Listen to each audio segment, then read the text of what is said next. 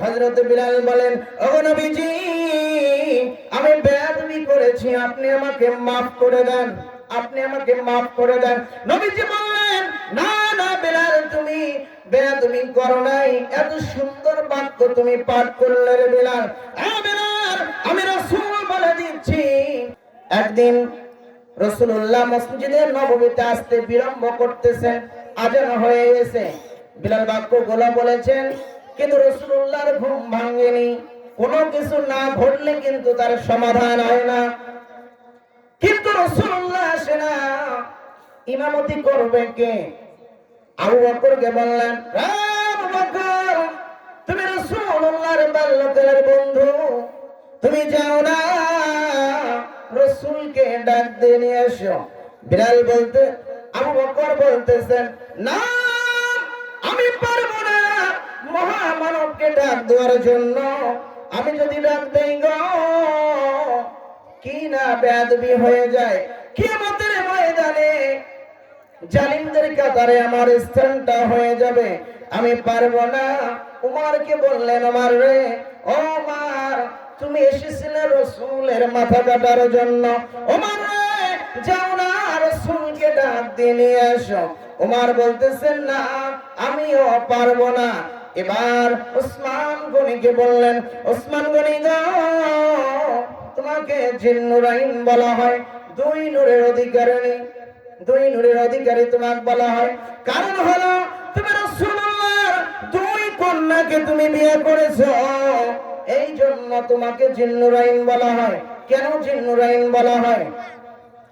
রাসূলুল্লাহ যখন সাফা পাহাড়ে বিপদ বিপদ বলে ডাকতে লাগলো, লোকজন গুলো, মক্কার লোকজন যারা যাইতে পারলো না, তারা লোকজন পাঠিয়ে দিলেন, যাও না, মুহাম্মদ রাসূলুল্লাহ কি বলে, তোমরা একটু যাও। তারা চলে আসলেন। আল্লাহ নবী, বিশ্ব নবী রাহমাতাল লিল আলামিন বললেন, রে মক্কাবাসীরা, তোমরা শুনে রাখো, আমি রাসূল যদি বলি এই পাহাড়ের পাদদেশে শত্রু বাহিনী রয়েছে, তোমরা কি বিশ্বাস করবে? তারা বললেন, ও নবীজি, কেন আমরা বিশ্বাস করব না? হুজুর, আপনি হলেন আল আমিন, আপনি হলেন সত্যবাদী, কেন আপনার কথা আমরা বিশ্বাস করব? নবীজি বললেন, তাই যদি হয় তোমরা পড়ে নাও, লা ইলাহা ইল্লাল্লাহু মুহাম্মাদুর রাসূলুল্লাহ। সকলে বলেন সাল্লাল্লাহু আলাইহি ওয়াসাল্লাম। যখন এই কালেমা পাঠ করলেন, আবু লাহাব বললেন, তাব্বাল্লাকা লিহাদা জামাআতুনা, এ মুহাম্মদ, এই জন্য কি তুই আমাদেরকে এখানে ডেকে নিয়ে এসেছিস নাকি? মুহাম্মদ, তুই ধ্বংস হয়ে যা, নাউজুবিল্লাহ বলেন। যখন রাসূলুল্লাহর ধ্বংস কামনা করলেন, আল্লাহ পাক সূরা লাহাব নাযিল করলেন, ধ্বংস হয়ে যান আবু লাহাব। যখন আবু লাহাবের ধ্বংস কামনা চেয়েছে, এবার আবু লাহাব তার তিন সন্তান, উতবা, উতাইবা, মাতআব, উতবা এবং উতাইবা, এই দুই সন্তানের সঙ্গে রাসূলুল্লাহর দুই কন্যা উম্মে কুলসুম এবং রুকাইয়া রাদিয়াল্লাহু তাআলা আনহার সঙ্গে বিবাহ হয়েছিল। সন্তানদেরকে বললেন, সন্তানেরা রে, আমার দুশমনের কন্যাকে তোমরা তালাক দিয়ে দাও, যদি তোমরা আবু লাহাবের সন্তান হয়ে থাকো। এবার রাসূলুল্লাহর কাছে গেলেন উতাইবা, রাসূলুল্লাহকে থুতু মারলেন, থুতু রাসূলুল্লাহকে লাগেনি। রাসূলুল্লাহ আল্লাহর কাছে দোয়া করলেন, মাবুদ, যে দেখেন গো,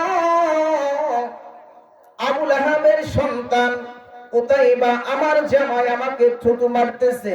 ও রাব্বুল আমিন, আল্লাহুম্মা সাল্লিত আলাইহি কালবান মিন কিলাবিক, ও রাব্বুল আমিন, একটা কুকুরকে আরেকটা কুকুরের উপরে আপনি বিজয় দান করেন, একটা কুকুরকে আরেকটা কুকুরের উপরে আপনি বিজয় দান করেন। আল্লাহর দরবারে দোয়া কবুল হয়ে গেল।